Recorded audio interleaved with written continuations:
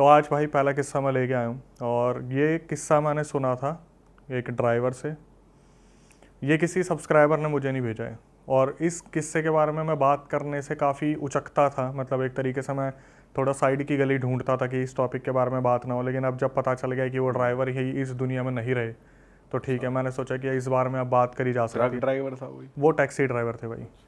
हमारे, मैं तो ज़्यादा बता भी नहीं सकता, हमारे मतलब मोहल्ले में ही एक बहुत बड़े एक फ्लैट लिया था उन्होंने। फ्लैट भी नहीं था, मतलब एक घर था जहाँ पर लाइन से टैक्सी खड़ी होती थी। पहले टूर एंड ट्रैवल्स का काम काफ़ी अच्छा चलता था, अभी ऑनलाइन हो गया सब कुछ, उस टाइम पे नहीं था। उस टाइम मेरी उम्र भी रही होगी मेरे ख्याल से 16-17 साल, जब ये चीज़ मैंने उनसे सुनी थी। काफ़ी टाइम पहले वो अलग अलग अफवाहें आती थी ना, काला बंदर और वो प्याज मांगने वाली चुड़ैल, तो उसी दौरान ये सारी चीज़ें हुई थी, जब काफ़ी पॉपुलर हुआ था ये वाला केस। लक्कड़ बग्गा वाला जब केस हुआ हाँ, जब ये सारी लेजेंडरी चीज़ें निकल के आ रही थी, मुंह चुबा वगैरह, जब डिस्कस होता रहता है आपस में, तो उस टाइम पर वो टैक्सी ड्राइवर थे और हम बैठे हुए थे साथ में। तो उनका यही होता था काम, सुबह अपनी टैक्सी चलाई, शाम को आराम से बैठे नॉर्मली जैसे डिस्कस वगैरह करते रहते हैं। तो उधर वो टॉपिक चल रहा था कि उस गांव में ऐसा हुआ, उस गांव में ऐसा हुआ। अब उस गांव का तो खैर मैं नाम भी नहीं याद मुझे, बस इतना पता है कि हरियाणा राजस्थान की तरफ का कोई गांव था वो, और मैं एक्यूरेट लोकेशन नहीं बता पाऊंगा उसकी। वहाँ पर क्या हुआ था, एक गांव था जिसमें टैक्सी चलाने वाले ही 2 लड़के थे, ठीक है, और वो नाइट ड्यूटी प्रेफर करते थे क्योंकि रात का काम उन्हें मिलता था कंपनी की तरफ से। आज भी बहुत सारी ऐसी वहाँ पर फैक्ट्रीज़ है जहाँ पर बियर बनती है, जो अपनी बियर पीने वाली होती है, वो सारी चीज़ें बनती है। तो उनको उस चीज़ से रिलेटेड काम मिला था कि वहाँ के जो लोग काम करने वाले थे उन्हें पिक एंड ड्रॉप की सर्विस देनी थी। तो एक लड़का था जिसका घर परिवार था, और एक लड़का था जिसके घर परिवार में कोई भी नहीं था, उसके मम्मी पापा एक्सपायर हो गए थे। तो जाते जाते जैसे होता है कि एक ज़मीन का टुकड़ा बच गया, उसे बेच के उसने टैक्सी ले ली थी। अब ये दोनों दोस्त थे, काफ़ी अच्छे दोस्त थे, टैक्सी चलाया करते थे, रात का ही इनका जो है आना जाना हुआ करता था। तो जब रात को निकलते थे तो कोशिश करते थे साथ में हो, लेकिन शिफ्ट थोड़ी बहुत आगे पीछे हो जाती है। इसी तरीके से इनका हुआ कि एक की शिफ्ट आगे हो गई, एक के पीछे हो गई। अब पीछे शिफ्ट किसकी हुई? जिसके घर में कोई नहीं था, क्योंकि उसके ऊपर कोई टाइम का बाउंडेशन नहीं था। जिसके ऊपर घर वाले थे वो पूछते थे, बात करते थे, तो उसने अपनी शिफ्ट इस हिसाब से करवा रखी थी, रात के 11 से सुबह 8 बजे तक। अब हुआ क्या, जब ये लोग निकलते हैं तो कभी आपस में जैसे इधर उधर रास्ते पे जा रहे तो रोक के पूछ लिया, हाँ भाई क्या है, मैं सवारी को ड्रॉप कर रहा हूँ, ऐसे है, पिकअप है, ड्रॉप है। जो बंदा अकेला रहता था ना, वो काफ़ी इस बारे में सोचता था कि मैं अपना परिवार कैसे बनाऊंगा, मैं आगे अपना वंश कैसे बढ़ाऊंगा, क्योंकि उसका तो घर वाले भी हैं, दूसरे का एक भाई भी है, बहन भी है, ये सारी चीज़ें हैं। अगर जनता इस चीज़ को सुन रही है, थोड़ा सा कनेक्ट आप यहाँ से करना स्टार्ट करोगे। तो वक्त के साथ क्या हुआ, ये अपनी ज़िंदगी में आगे बढ़ते हैं। और ये जो सिंगल रहने वाला लड़का था, इसने थोड़ा सा और लेट निकलना स्टार्ट कर दिया कि मतलब मैं लेट जाऊंगा, मेरे को पता है कि सवारी मेरे को मिलनी तो है ही, वहाँ पर चलता फिरता है। और ऐसे बहुत सारे डिपार्टमेंट होते हैं, जैसे हम सोचते हैं कि रात को सवारी नहीं मिलती, तो आप गुड़गांव के बीपीओ देखोगे जहाँ पर रात को ही एकदम से क्राउड निकल के आता है कंपनीज से। ऐसे ही वहाँ पर सीन था पूरा।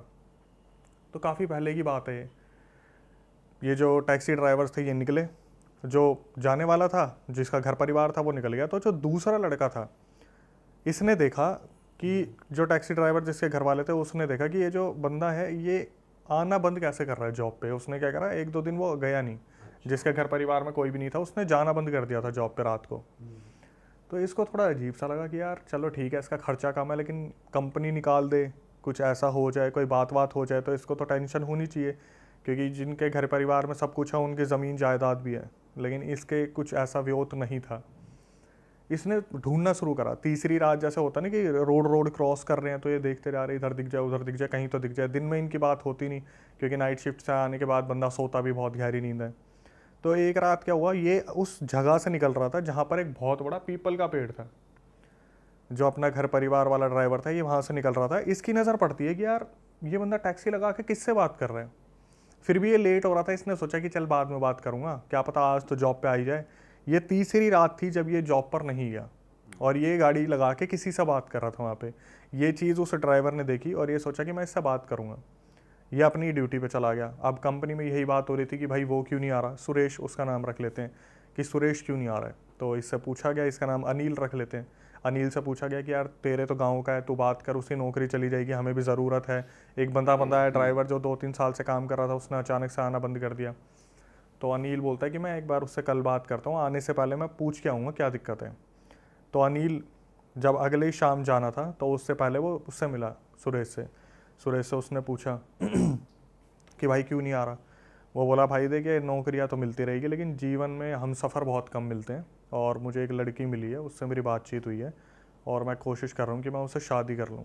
तो ये बोलता है भाई अब एक लड़का है तो हिचकिचाहट एकदम से होती है, तेरे को कहाँ से मिल गई, कौन मिल गई, मुझे भी मिलवा। तो ये बोलता है कि वैसे वो कम मिलना प्रेफर करते हैं लेकिन ठीक है आज जब तू जाएगा ना तो मिलता हुआ निकल जाइए। भाई ये बंदा उससे बात करके एक टाइम डिसाइड करते हैं, जैसे रात के 11 बजे मैं वहीं मिलूंगा, नौकरी तो मैं दूसरी देख लूँगा, जब तू वहाँ से निकले तो बता दियो मेरे को, लाइट वाइट हॉर्न वगैरह मार दियो, मैं मिलवा दूंगा तेरे को भाभी से।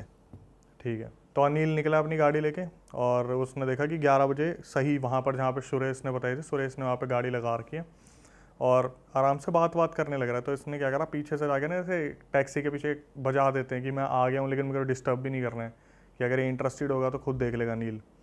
तो अनिल बाहर निकलता है, बोलता है वो आ गया तू, मिल के ही जाएगा, मुझे लगा शायद तू सीधा निकल जाएगा, नौकरी वाला आदमी है तू तो। 2 मिनट का हंसी मजाक हुआ, उसके बाद क्या हुआ, सुरेश ने बोला भाई मिलवा भी दे, अब मेरे को निकलना भी है। तो जो अनिल था उसने बोला कि चल मतलब मिलवाता हूँ तेरे को।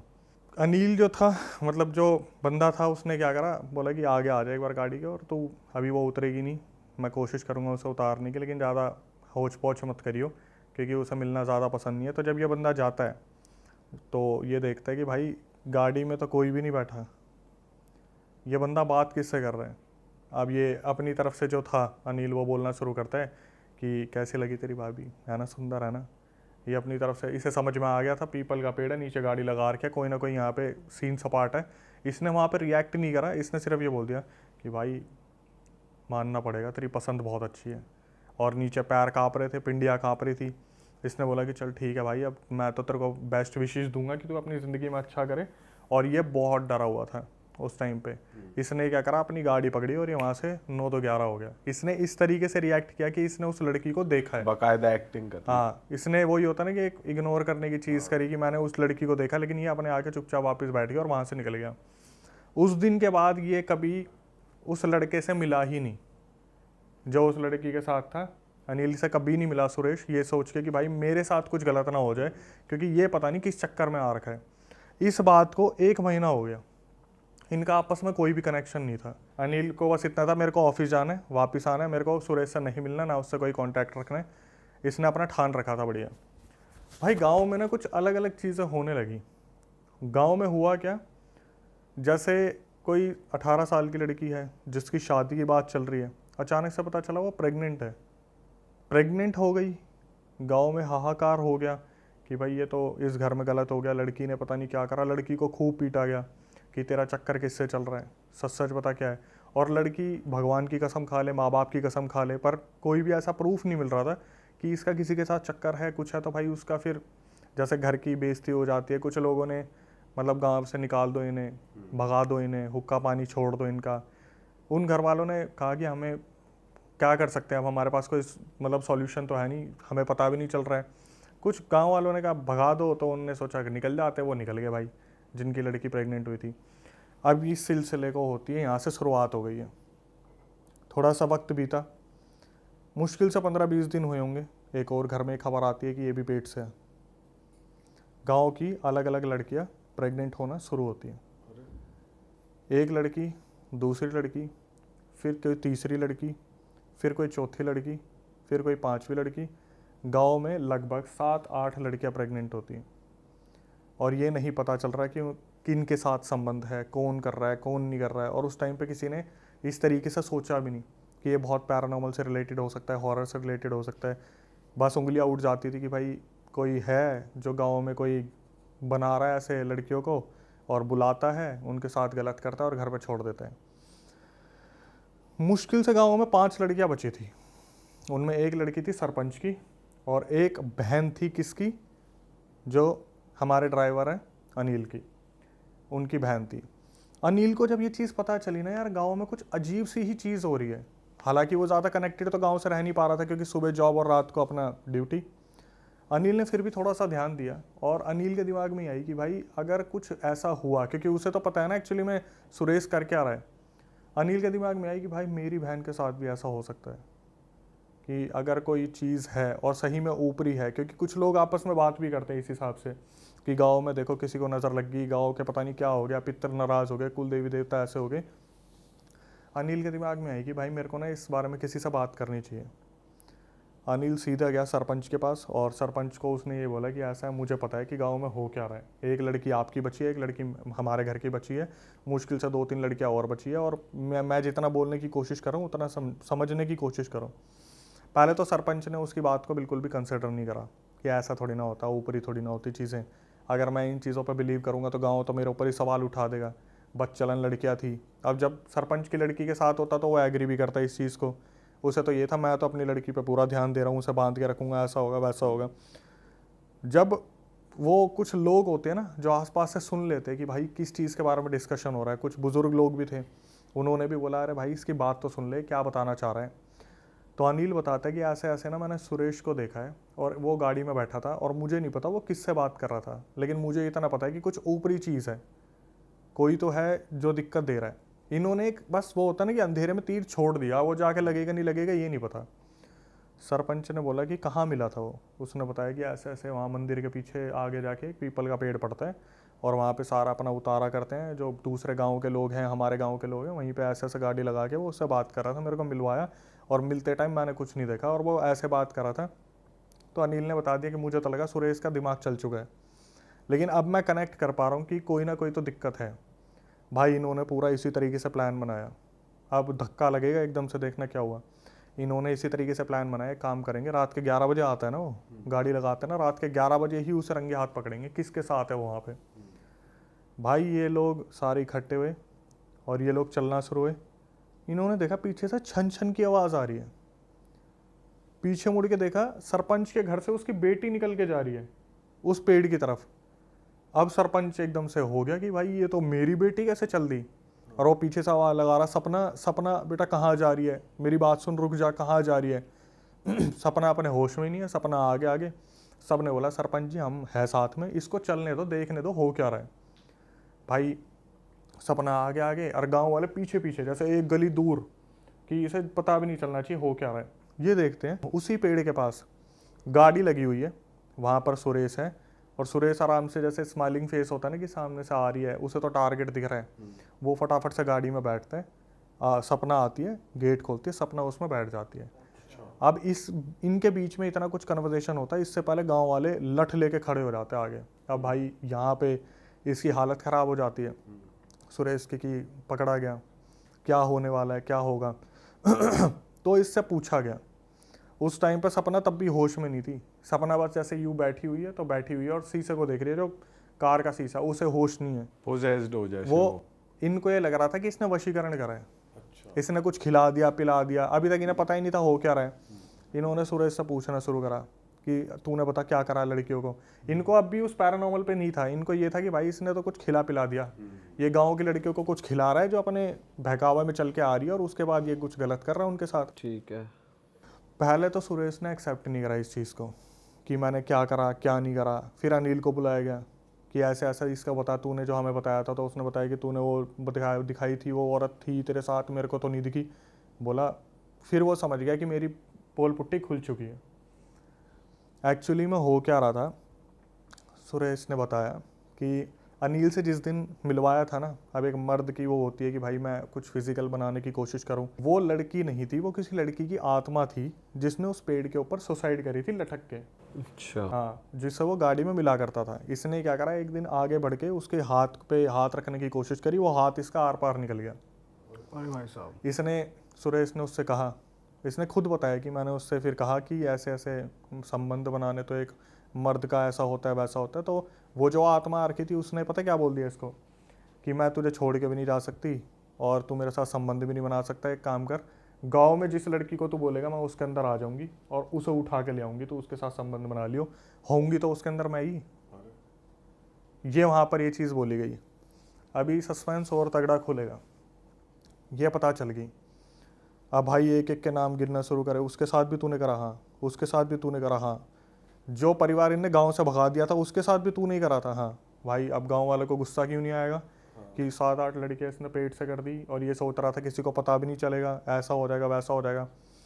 गांव वालों ने लठ मार मार के सुरेश को वहीं मार दिया, जान से मार दिया। जान से मार दिया। उसके बाद जब सरपंच बोला ना कि बेटी चल, सपना चलना है यहाँ से, वो सपना स्माइल करके पता क्या बोलती है कि मुझे तो सुरेश चाहिए ही था, मैं तो चाहती थी कि इसे कोई मार दे, इसे मारोगे तभी तो ये मेरे साथ जाएगा, मैं इसे लेने ही तो आई थी, इसी तरीके से जाना था।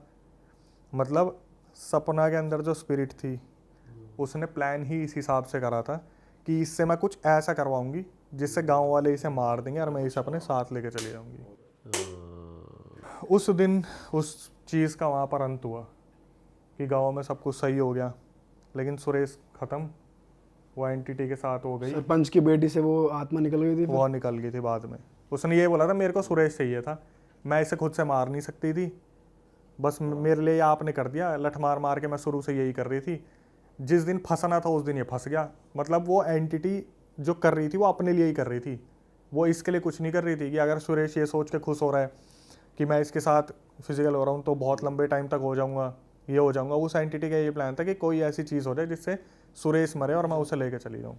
पर भाई जैसे एक तरीके से गांव की सारी लड़कियां ही एंटिटी ने एक तरीके से पोजेस कर ली, तो कुछ कुछ का तो और स्ट्रांग भी होगा, फिर भी कर लिया उसने। भाई जब मैंने बोला कि 4-5 तो रह गई थी, कुछ होगी जो परिवार जिनके पूजा पाठ में रही होंगे या फिर किलवाने। अब देखो मेन मुद्दा ये है ना कि बिलीव कितना है आपका, क्या आप उन चीज़ों पर बिलीव कर रहे हो नहीं कर रहे। आखिरी तक भी पैरानॉर्मल पर बिलीव कहाँ करा, गाँव वालों को लग रहा था कुछ खिलाया होगा। आप अगर आज भी गांव में जाओगे तो वहाँ पर एक ही चीज़ बोलते हैं कि किसी के हाथ का कुछ लेना नहीं है, खिला पिला देगा और बहकावा करके ले जाएगा। वो ये नहीं बोलते कि किसी का खाइयो मत, आत्मा छोड़ देंगे, भूत प्रेत छोड़ देंगे, पिशाच छोड़ देंगे। वहाँ ऐसी रीत नहीं होती। आज भी कोशिश करते हैं कि चीज़ों को, उन सब चीज़ों को दबा के रखे। मैं तो बोल भी नहीं सकता, मेरा खुद का हुआ था जब मैंने किसी गाँव का नाम ले दिया था तो वो बहुत ज़्यादा वहाँ कन्फ्लिक्ट हो गया था इस चीज़ को कि गाँव की बदनामी हो रही है। तो गांव इस चीज़ से बहुत डरता है कि हमारे गांव की बदनामी हो, क्योंकि एक बार गांव अंदर ही अंदर पता है कि ये नेगेटिव एनर्जीज भी होती हैं, वो वैसे बोलते नहीं है। भाई गांव से बेहतर कौन समझ सकता है इस चीज़ को। सही बात है। जो 8 बजे 9 बजे सारे घरों में पैक हो जाते हैं, कोई तो रीज़न होगा। सही बात है भाई। और गांव के जैसे हम बात करते हैं यूपी, अब तो शहर तब्दील होता जा रहा है, लेकिन यूपी हो गया, महाराष्ट्र हो गया, महाराष्ट्र से तो फिर भी बहुत कम है, मध्य प्रदेश हो गया, राजस्थान, हरियाणा, ये तो लिस्ट है पूरी जहाँ से ऐसे ऐसे केसेस हमारे पास आते हैं।